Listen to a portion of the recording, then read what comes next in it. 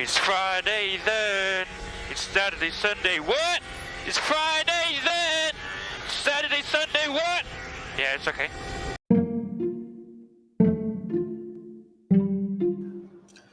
What's up? This is Jeff. Welcome to Jeff's podcast, and today I'm going to make two topics for this episode, where the 100th episode of the show is just around the corner. If you want to check out the previous episodes as seen on Spotify and YouTube, you can check out to visit my YouTube channel, which is youtube.com/skifferboy, or better search Jeff11 Manchester on YouTube. And for the Spotify podcast, you can search Jeff's podcast on the Spotify website. I already updated the list of the previous episodes in the recent podcast. Since the COVID confirmed cases have been lowered, but the COVID Delta variant continues to increase, and the COVID Omicron variant has yet undetected, so I think it is better to stay healthy, stay alert, and follow health protocols, such as observe social distancing, avoid large gatherings, and of course, personal hygiene, such as bring your handkerchief, hand sanitizers and alcohol, wear your face mask, and most importantly, wear your face shield for protection just in case. The Christmas season is just around the corner and it's getting chilly out there. But not just only chilly because hashtag winter is coming, it's raining. It's a rainy December.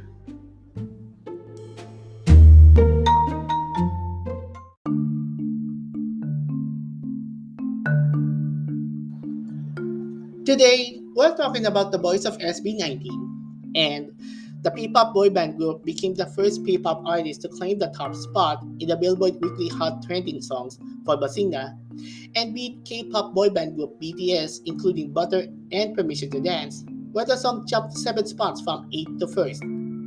For the first time in the history of P-pop, the boys have dominated the Billboard charts since they were nominated in the Billboard Music Awards for Top Social Artist this year to become the first Filipino and Southeast Asian act to be nominated in the award. I can't believe that a P-pop boy band group has reigned supreme in the charts and received worldwide attention from both the worldwide fans and also international artists on why SB19 became the dominant group in the music industry. Those songs are really bopping out the tune. Unlike other P-pop artists such as MNO48, of course, the subunit Baby Blue is releasing their fourth single Hold On, where the song was released last December 15th for the digital single and possibly the music video itself. They will perform in Japan on Nippon Television's Buzz Rhythm that streams every Friday of January. So, that is new than the usual for the J-pop trio unit. But for the main group, still the same as the usual, nothing's new for the main P-pop J-pop group.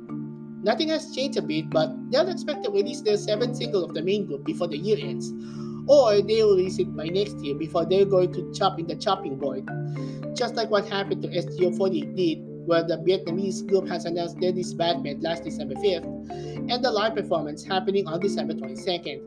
The main reason for the disbandment is due to the spread of the COVID pandemic in Vietnam, where the number of COVID confirmed cases has reached 10,000 new COVID confirmed cases in a single day, with a 7-day average of 14,000 COVID confirmed cases.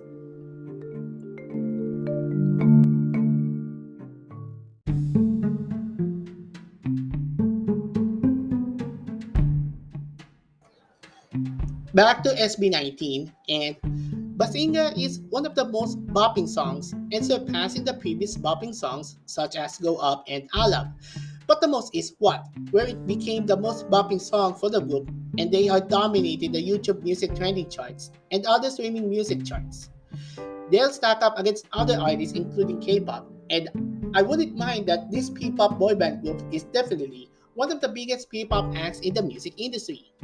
They receive achievements such as the MTV Europe Music Awards, where the group has been nominated for Best Southeast Asian Act. This is definitely the most important part of the song that receives critical attention from the listeners and the viewers. I won't touch those guys, but I think I'm going to listen to them. Since other P-pop groups have dominated the music scene, such as the girl group Fourth Impact, where the group has made an impact in the 12th season of the X Factor Britain, and they are also known for having participated in several Philippine and international talent competitions, including the World Championships of Performing Arts, which they won in 2006 and 2013, and the South Korean talent search superstar K6 in 2014, where they reached the 8th place. After the success of SB19, Show BT is launching a new girl group named Kaya, and they'll expect to see the girls are going to dominate in the P-pop girl group industry. ML48 thinks that they are friendly, but don't expect that they're going to get friendly. Unlike what happened in the previous episode of Tonight with Boy Abunda in October 2019 about the relationship between Josh Collins and Colleen Trinidad. You can search the uncut version of the episode for Google if you're interested.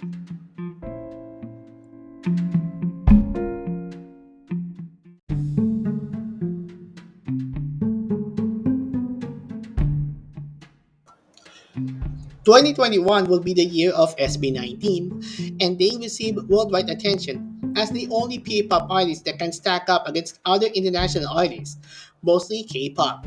They won several awards including back-to-back wins at the recently concluded Mix Awards 2021 and other achievements. I'm looking forward to see what these boys are up to, and they'll step up into the ranks of the worldwide music scene.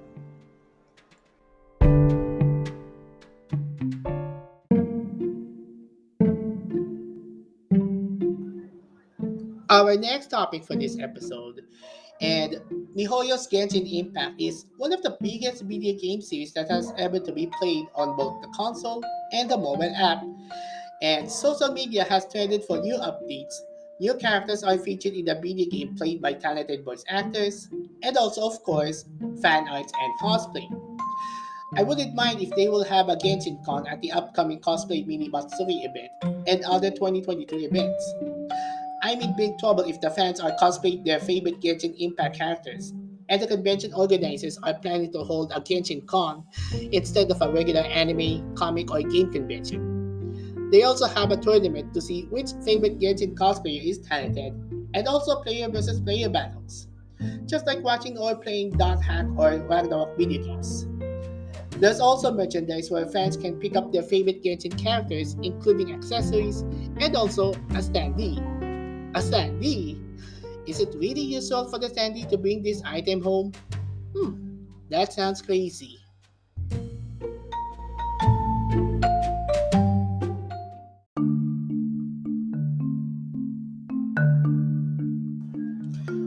I found the article on the Fanboy SEO, as well as gaming websites about this incident. And before that, shout out to Mr. Earl Maghirang of the Fanboy SEO for this episode. So I'll give a shout out for that.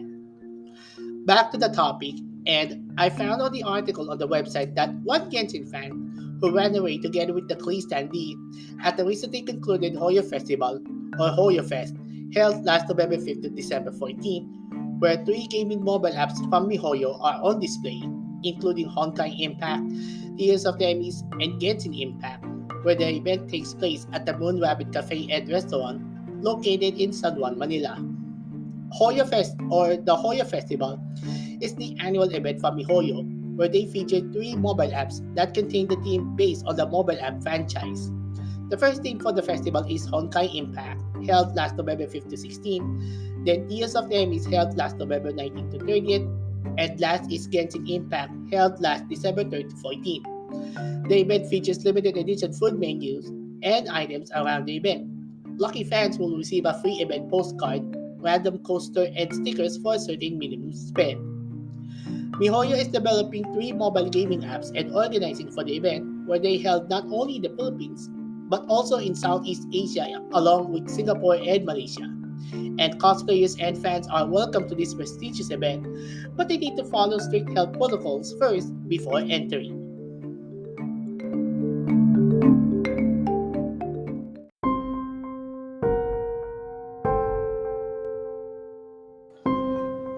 The Genshin-themed Hoyo Fest found out that one of the fans of the series, which is Genshin Impact, got into hot water after admitting that a female Genshin fan named Nicolette David took the Klee standee that was used as part of the decoration, and netizens are reached their boiling point about the incident. The female Genshin fan is having a bad day because of stealing a Klee standee, as seen around social media websites, so she had no choice but to return it from its rightful owner, and she must face the consequences.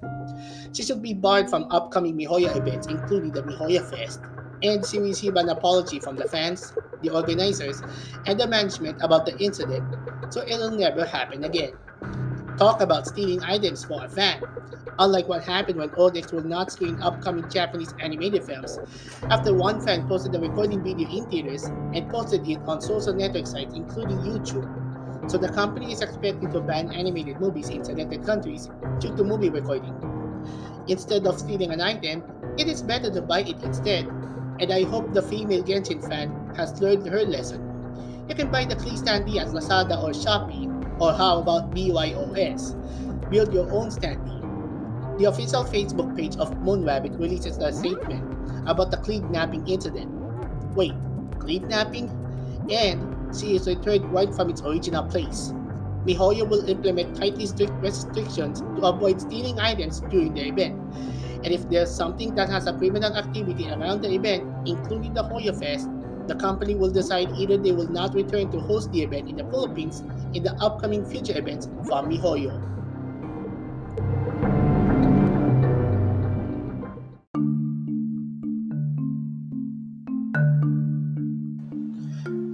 Three MiHoYo mobile apps are now available on Google Play and Apple App Store for Genshin Impact, Tears of the Enemies, and Honkai Impact. And for Genshin, it is also available on the PlayStation, including the PS4 and PS5, and coming soon to the Nintendo Switch. If you have comments or suggestions, let us know in the comments. Follow Jeff11 Manchester on Facebook, Twitter, and Instagram, and subscribe to youtube.com/gifaboy. Well, that's about it for Jeff's podcast. This is Jeff. We'll see you in the next podcast.